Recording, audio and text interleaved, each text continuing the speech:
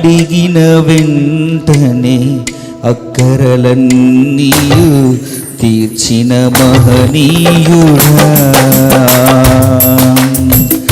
నాకేమి కొదువా నీవుండగా నేనేల కుంగిపోదునయ్యా, నాకేమి కొదువా నీవుండగా నేనేల కుంగిపోదునయ్యా, అడిగిన వెంటనే అక్కరలన్నీయు తీర్చిన మహనీయుడా, అడిగిన వెంటనే అక్కరలన్నీయు తీర్చిన మహనీయుడా.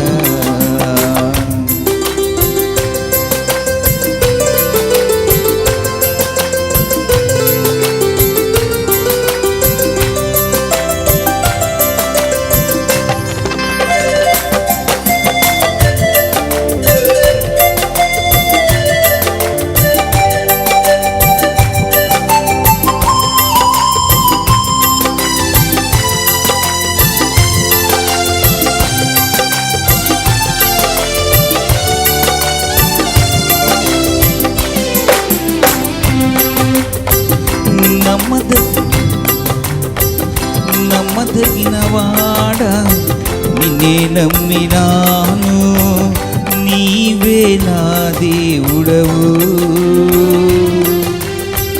హృదయ వేదనతో మొర్రపెట్టగానే సిగ్గుపడనీయవు,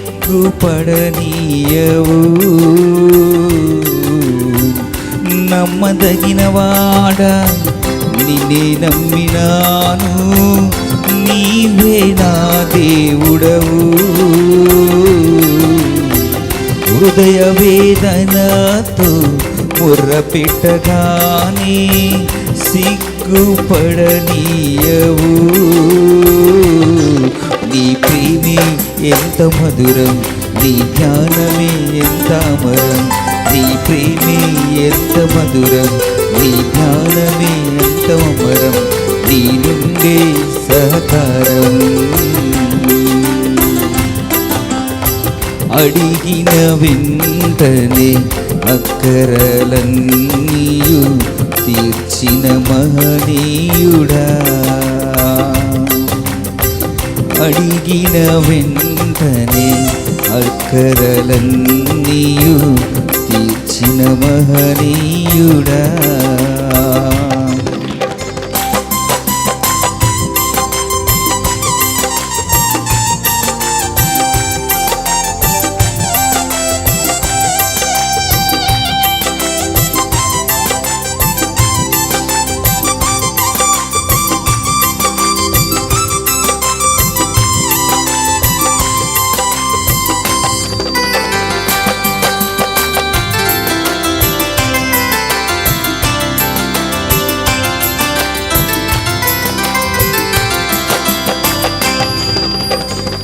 అవసరతలలో ఆదుకుంటావు, కన్నీళ్లు తుడిచేటి దేవా,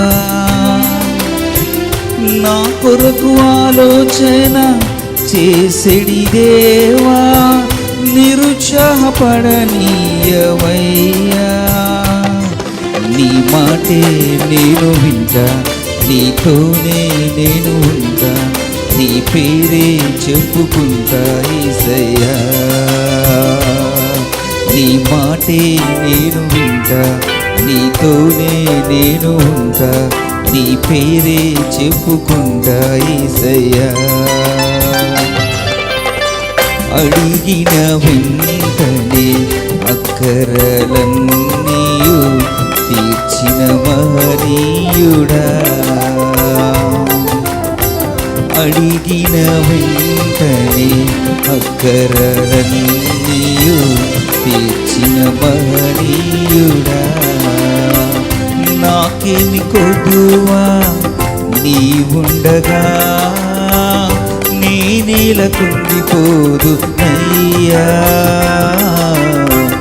నాకేమి కొదువా నీవుండగా ఉండగా నేనేల కుంగిపోదు అయ్యా. నీవుంటే చాలునంట, నీ పేరే చెప్పుకుంటా, నీ మాటే నేను వింటా యేసయ్యా. నీ ప్రేమే ఎంత మధురం, నీ జ్ఞానమే ఎంత అమరం, నీ నుండే సహకారం యేసయ్యా.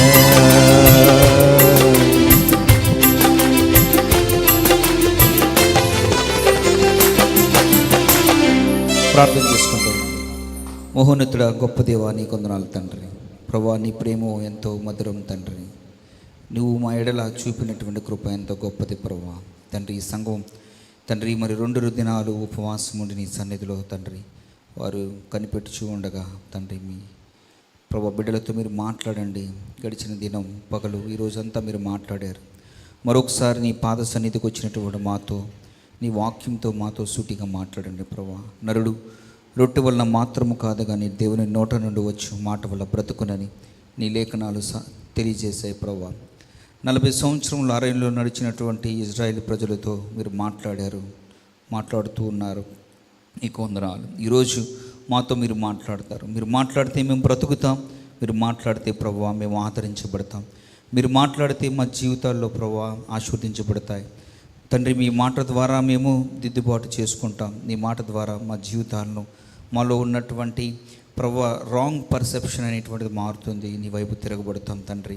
నీ వాక్యం ద్వారా మాతో మాట్లాడండి, మమ్మల్ని బలపరచండి తండ్రి. ఏవైతే మీరు సంఘాన్ని ఉద్దేశించి చెప్పాలనుకున్నారో, మీ వాట్లని అందించాలనుకున్నారో మాకు అందించండి ప్రభా. ఎక్కడ 2-3 నా నామం పేరిట ఏకీభవిస్తారో వారి మధ్యలో ఉంటానని వాగ్దానం చేసినటువంటి దేవా, ఆత్మస్వరూపిగా మీరు మా మధ్య ఉండండి. మీ ఆత్మతో నింపండి. మీరు మమ్మల్ని దర్శించండి ప్రభా. అయ్యా తండ్రి, 2 అంచుల వాడిగల ఖడ్గము తండ్రి నీ వాక్యం అది హృదయం యొక్క తలంపులను ఆలోచనలను తండ్రి శోధించుచు అది ప్రభా ప్రతి అణువులోనికి వెళ్ళేటువంటిది నీ వాక్యము. మమ్మల్ని ఆలోచింపచేసేటువంటిది నీ వాక్యము తండ్రి. మీరు మాతో మాట్లాడండి, మమ్మల్ని బలపరచండి, మమ్మల్ని స్థిరపరచమని మీరే మహిమ పొందుకొనమని యేసు పరిశుద్ధమైన నామంలో అడిగి వేడుకొనుచున్నాము తండ్రి. ఆమేన్. అందరికీ వందనాలండి. 73వ కీర్తనని మనం ధ్యానం చేద్దాం. ఈరోజు 73వ కీర్తన మొత్తం మనం ధ్యానం చేద్దాం.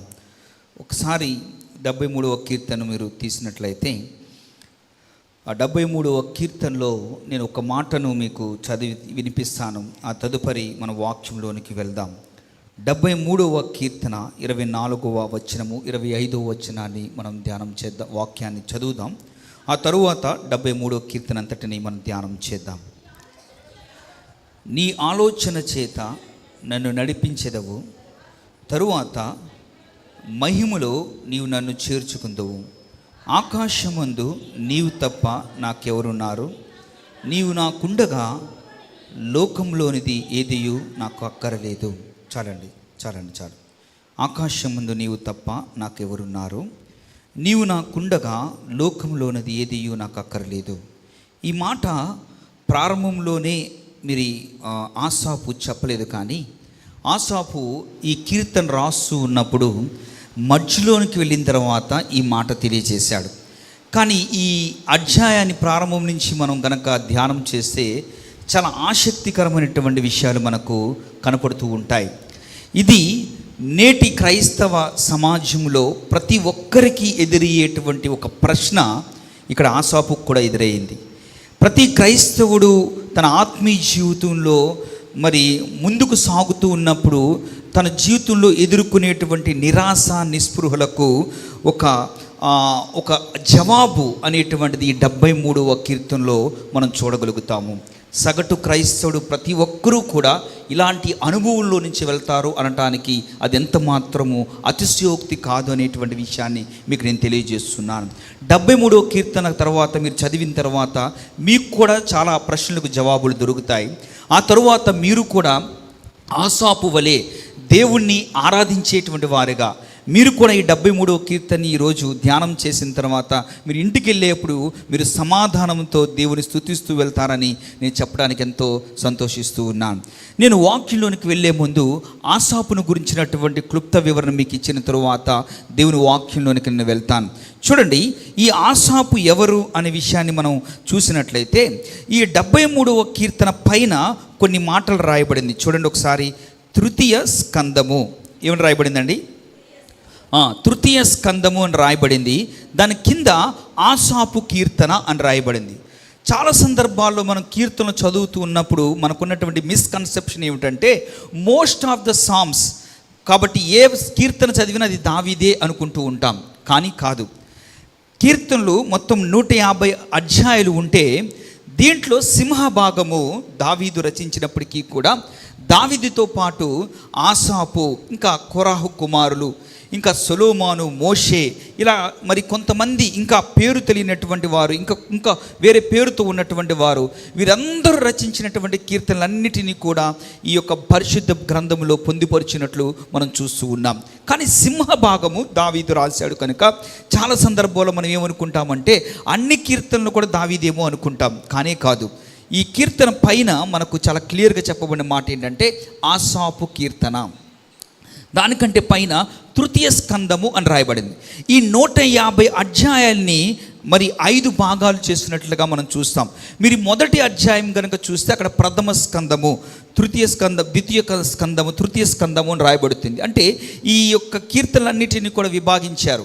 1 నుంచి 41వ కీర్తన వరకు మరి ప్రథమ స్కందమని, 42 నుంచి 72 వరకు మరి సెకండ్ బుక్ అని, అలాగే 73 నుంచి 83 వరకు థర్డ్ బుక్, అలాగే 90 నుంచి 106 4వ పుస్తకము, అలాగే 107 నుంచి 150 వరకు 5వ పుస్తకము.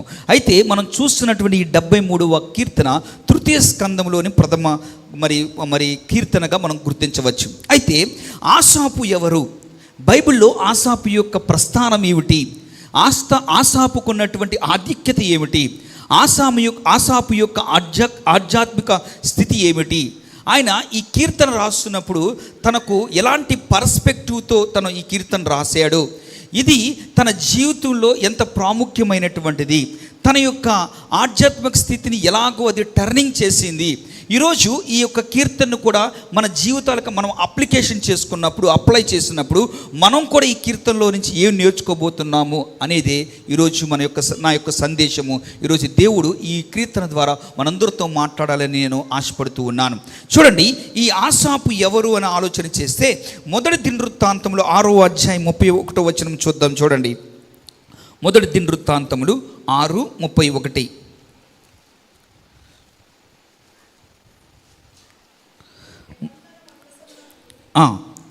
నిబంధన మందసమునకు స్థలము ఏర్పాటైన తరువాత యెహోవా మందిరమందు సంగీత సేవ కొరకు దావీదు నియమించిన వారు వీరే. జాగ్రత్తగా గమనించండి.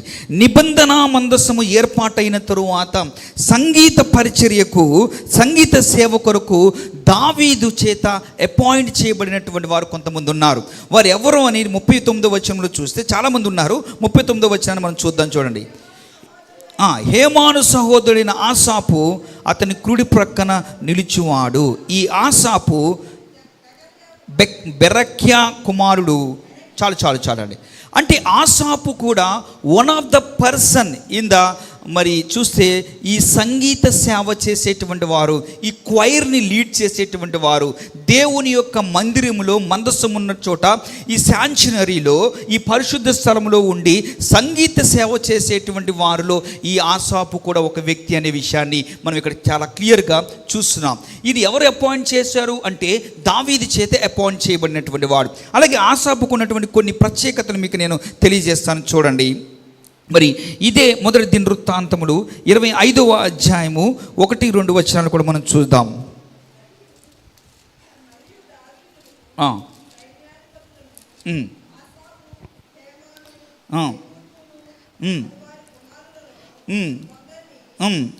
సేవ నిమిత్తమై ప్రత్యేకపరిచి సితారలను, స్వరమండలములను, తాళములను వాయించుచు ప్రకటించినట్లుగా నియమించిరి. ఈ సేవా వృత్తిని బట్టి ఏర్పాటైన వారి సంఖ్య ఎంత అనగా చాలు. అంటే ఇక్కడ చాలా క్లియర్గా చెప్తున్నారు. ఇన్స్ట్రుమెంట్స్ ప్లే చేస్తూ మరి దేవుణ్ణి పాటలు పాడుతూ స్తుతించేటువంటి వారిగా ఈ యొక్క మరి ఆసాపు ఉన్నట్లుగా మనం చూస్తూ ఉన్నాం. అలాగే 16వ అధ్యాయము 5వ వచనం కూడా మనం చూద్దాం. ఈ మొదటి దినవృత్తాంతంలోనే 16వ అధ్యాయము 5వ వచనము.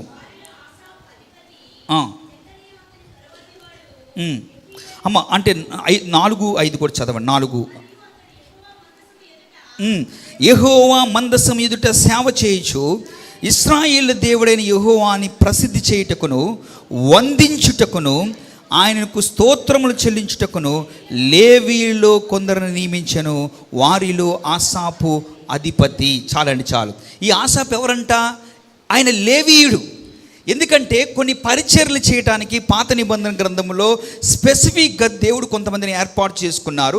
వారిలో లేవీయులు ఒకరు. ఈ లేవీయుల వంశానికి చెందినటువంటి ఈయన చూడండి, యెహోవా మందసం ఎదుట సేవ చేయొచ్చు, ఇశ్రాయేలు దేవుడైన యెహోవాని ప్రసిద్ధి చేయుటకును వందించుటకును ఆయనకు స్తోత్రం చెల్లించుటకును ఉన్న వారిలో నియమించిన వారిలో ఈ ఆసాపు అధిపతి. అంటే ఈజే మరి క్వైర్ లీడర్గా కూడా ఆయన ఉన్నాడు. ఇదంతా నేను ఎందుకు ఈ బ్యాక్గ్రౌండ్ అంతా చెప్తున్నానో మీకు కొన్ని విషయాలు ముందుకెళ్ళిన తర్వాత అర్థమవుద్ది. So Asaph is not a ordinary man. Asaph అనేటువంటి ఆయన సామాన్యమైనటువంటి వాడు కాదు అనే విషయాన్ని చెప్పడం కోసం ఇదంతా కూడా నేను ఈ బ్యాక్గ్రౌండ్ అంతా కూడా మీకు నేను తెలియజేస్తున్నాను. చూడండి, 2వ దినవృత్తాంతంలో 29-31 వచనాన్ని కూడా మనం చూద్దాం. 2వ దినవృత్తాంతంలో 2 Chronicles 29th chapter and 30 verse. దావీదును దీర్ఘదర్శియగు ఆసాపును రచించిన శ్లోకములను ఎత్తి యెహోవాను స్తుతించుడని రాజైన హిజ్కియాయును అధిపతులను లేవీయులకు ఆజ్ఞాపింపగా వారు సంతోషముతో స్తోత్రములు పాడి తలవంచి అంటే not only in the generation of David and Asaph, తరువాత ఉన్నటువంటి వారు కూడా వారు రచించినటువంటి శ్లోకాలు పాటలు ఏవైతే ఉన్నవో అవి దేవుడి సన్నిధిలో వారు ఏం చేస్తున్నారు? ఆనందంతో సంతోషంతో పాడుచు దేవుణ్ణి ఆరాధించారు. సో ఇప్పుడు చెప్పండి, ఆసాపు ఎవరు? దావీదు చేత దేవుడి చేత ఏర్పాటు చేయబడినటువంటి ఒక గొప్ప మరి క్వైర్లో ఉన్నటువంటి సంగీత సేవ చేసేటువంటి దేవుడి గురించినటువంటి పాటలు రాసినటువంటి వాడు అధిపతి, క్వైర్ లీడర్గా ఉన్నాడు. దావీదుకి చాలా దగ్గరగా ఉన్నాడు. దావీదుతో పాటు ఎన్నో శ్లోకాలు రాశారు. మరి చాలా పాటలు ఈ కీర్తన గ్రంథంలో కాకుండా కూడా చాలా వాటిని రాశారు. వారు మందిరంలో వాటిని పాడుకుంటూ ఉండేటువంటి వారు. సో ఆసాపు సామాన్యమైనటువంటి వాడేమీ కాదు. ఆసాపును మనం చూస్తే చాలా స్పిరిచువల్ పర్సన్, దేవుడు పరిచర్య చేస్తున్నటువంటి వాడు. అంత మాత్రమే కాదు, చాలా ఇన్ఫ్లుయెన్స్ పర్సన్. దావీదు అంటే రాజుకు చాలా దగ్గరగా ఉన్నటువంటి వ్యక్తి ఈ ఆసాపు. అర్థమవుతుందండి? కానీ ఆసాపుకు ఒక భయంకరమైనటువంటి మరి ప్రశ్న తలెత్తింది. తన జీవితంలో తన స్పిరిచువల్ లైఫ్లో వెళ్ళిపోతూ ఉన్నప్పుడు ఒక ప్రశ్న తనని తొలిచివేస్తూ ఉంది.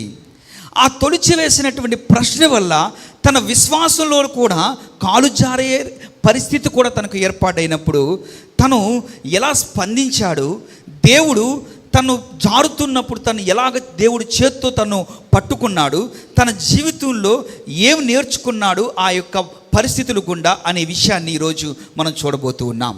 చూడండి, నేను ఒక 2 ఇలస్ట్రేషన్స్ చెప్పిన తర్వాత ఆసాపుకు వచ్చినటువంటి ప్రశ్న ఏమిటో, ఈరోజు మనకున్నటువంటి ప్రశ్నలు ఏమిటో, వీటి నుంచి మనం ఎలాగ ఆధ్యాత్మికమైనటువంటి పాఠాన్ని మనం నేర్చుకోవచ్చో ఈరోజు మీకు నేను తెలియజేస్తాను. ఒక రోజున ఒక వీధిలో ఉన్నటువంటి ఒక వ్యక్తి మరి యథాలాపంగానే తను పొద్దున్నే లేచాడు, ప్రార్థన చేసుకున్నాడు, యథాలాపంగానే బైబిల్ చదువుకున్నాడు. తనకు ఎప్పుడు లాగానే వెళ్ళే విధంగా ఆఫీస్కి బయలుదేరుతూ తన యొక్క బ్యాగ్ పట్టుకొని ఆఫీస్కి బయలుదేరాడు. ఆ సందు చూరున్నటువంటి బస్ స్టాండ్ దగ్గర నుంచున్నాడు. చాలాసేపటికి బస్సు రావట్లేదు. అయితే తన ముందు ఆ వీధిలో ఉన్నటువంటి మరి ఒక వ్యక్తి, తనకు తెలిసినటువంటి వ్యక్తి ఒక లగ్జరీ కారుతో తన ముందుకు వచ్చి ఆగాడు. ఆగినప్పుడు తన మనసు ఒకసారిగా ఒక ఆలోచన తనలో ప్రారంభమైంది. తనలో ఒక ప్రశ్న అనేటువంటిది ప్రారంభమైంది. ఏమైందంటే, అరే ఈ కారులో ఉన్నటువంటి వ్యక్తి లంచాలు తీసుకునేటువంటి వాడు, అన్యాయంగా జీవిస్తున్నటువంటి వాడు, దేవుడి భయం కొంచెం కూడా లేదు, విశ్వాస జీవితం అసలే లేదు, మందిరానికి కూడా రెగ్యులర్గా వచ్చేవాడు కాదు, ఎప్పుడో పండగకు వచ్చేవాడు, అది కూడా నామినల్గా వచ్చేటువంటి వాడు. కానీ ఈ కారులో ఉన్నటువంటి వ్యక్తి చాలా సంతోషంగా ఉన్నాడు, చాలా జోక్స్ వేసుకుంటున్నాడు, చాలా రిలాక్స్డ్గా ఉన్నాడు, ఒక లగ్జరీ కారులో వెళ్తూ ఉన్నాడు. నేనేమో చాలా భక్తిగా ఉంటున్నాను, సో దేవుని వాక్యాన్ని ప్రతిరోజు పఠిస్తున్నాను, నేను యథార్థంగా బ్రతుకుతూ ఉన్నాను, నాకున్న దాంట్లోనే నేను చాలా సంతోషంగా ఉంటున్నాను, సో నా జీవితం ఏంటి ఇలా ఉన్నది అని ఒక్కసారిగా తను ఏమయ్యాడంటే ఒక ప్రశ్న వేసుకొని తనలో సందిగ్ధమైనటువంటి స్థితిలో ఉండిపోయాడు. అర్థమైందండి? అర్థమైందా? ఈ ప్రశ్న ఆ ఒక్క వ్యక్తిదే కాదు.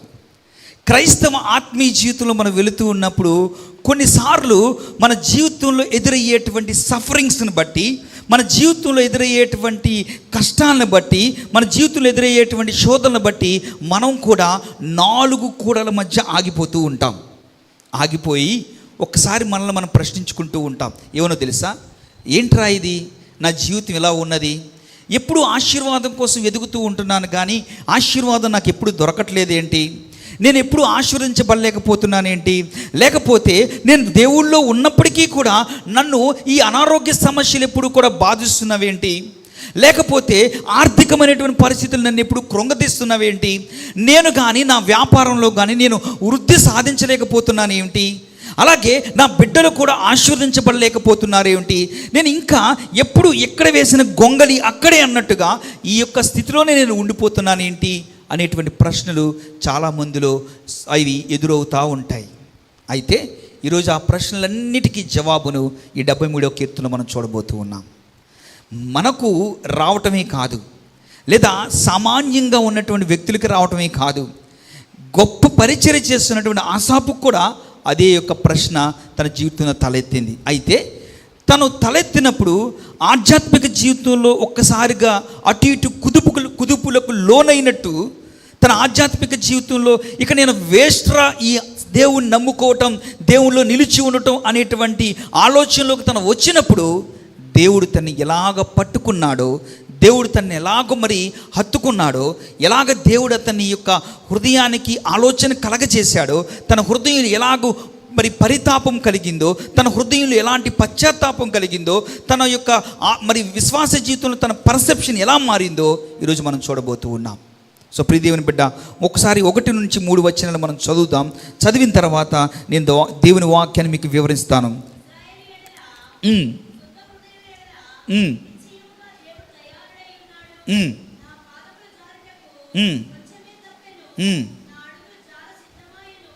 చాలండి. చూడండి, భక్తిహీనుల క్షేమము నాకు కంటపడినప్పుడు గర్వించిన వారిని బట్టి నేను మత్సరపడి తిని. చాలండి. చూడండి, ఇక్కడ ఇశ్రాయేలుల ఎడల శుద్ధ హృదయుల ఎడల నిశ్చయముగా దేవుడు దయాళుడై ఉన్నాడు. ఏమంటున్నాడు? ఇశ్రాయేలుల ఎడల శుద్ధ హృదయం కలిగినటువంటి వారి ఎడల దేవుడు నిశ్చయంగా దయాళుడై ఉన్నాడు కదా అంటూనే అంటున్నాడు, నా పాదములు జారుటకు కొంచెమే తప్పెను. ఏమంటున్నాడండి? నా పాదములు జారుటకు కొంచెమే తప్పెను. నేను వాడుక భాష బైబిల్లో చదువుతాను. చూడండి, ఇశ్రాయేల్ పట్ల శుద్ధ హృదయం గల వారి పట్ల దేవుడు నిజంగా దయగలవాడు.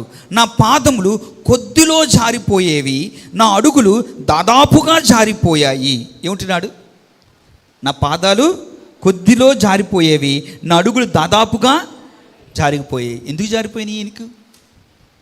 ఈయన పాపం చేశాడా? కాదు. ఎందుకంటే ఈయన చుట్టూ చూసినప్పుడు సర్కమ్స్టెన్సెస్ని బట్టి, తన చుట్టూ ఉన్న పరిస్థితులను బట్టి తనలో అవిశ్వాసం అనేటువంటిది వచ్చింది. చాలా సందర్భాల్లో మనం ఏం చేస్తామంటే, మన విశ్వాసంలో వెళుతున్నప్పుడు మన చుట్టూ ఉన్నటువంటి పరిస్థితులను చూసినప్పుడు కొన్నిసార్లు మనకు నిరాశ కలుగుతూ ఉంటుంది. కాబట్టి ఆ నిరాశతో మనం ఉండకూడదు. చూడండి ఏం జరిగిందో. అతడు ఏమంటాడు చూడండి, అడుగులంట ఆయన అంటున్నాడు, ఇశ్రాయేలు ఎడల శుద్ధ హృదయుని ఎడల నిశ్చయముగా నువ్వు దేవుడువు, దయ చూపించేవాడవు అంటూనే ఉంటున్నాడంటే నా అడుగులు జారుతున్నాయి, కొద్దిగా కొద్దిగా అవి జారుతున్నాయి, నా అరుగులు జారటానికి సిద్ధమయ్యాయి ప్రభు అంటున్నాడు. కారణం ఏమిటయ్యా అని చూస్తే దాని కింద రాయబడిన మాట చూడండి, ఏమని రాయబడిందో. భక్తిహీనుల క్షేమము నా కంటపడినప్పుడు గర్వించిన వారిని బట్టి నేను మత్సరపడి తిని, మరణమందు వారికి ఏతన లేవు, వారు పుష్టిగా ఉన్నారు. చూడండి, ఒక్కొక్కటి చదువుకుంటూ వెళ్దాం. చూడండి, వారు ఎలా ఉన్నారంట అండి? భక్తిహీనులు క్షేమము నా కంటపడినప్పుడు. భక్తిహీనులు ఎలా ఉన్నారంట? క్షేమంగా ఉన్నారంట. చాలామంది చూడండి, దేవుణ్ణి నమ్ముకున్నటువంటి వారేమో హ్యాపీగా ఉంటారు, దేవుణ్ణి నమ్ముకున్నటువంటి వారేమో కష్టాల పాలవుతూ ఉంటారు. మీరు ఏబు గ్రంథంలో చూస్తే ఏబుకు ఎన్ని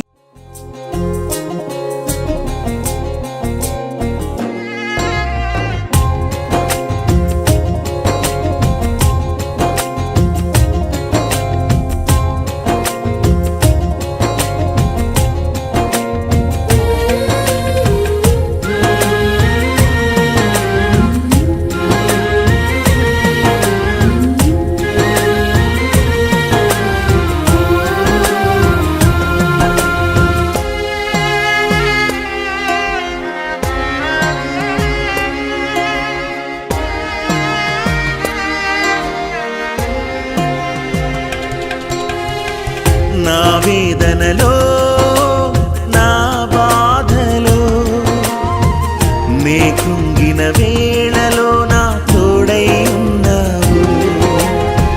నా వేదనలో నా బాధలో నే కుంగిన వేళలో నా తోడై ఉన్నావు.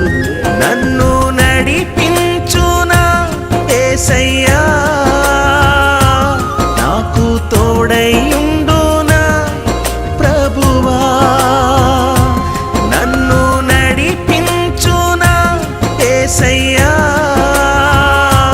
నాకు తోడైయుండునా ప్రభువా. నీ కృపలేనిదే బ్రతుకలేనయ్యా. నా వేదనలో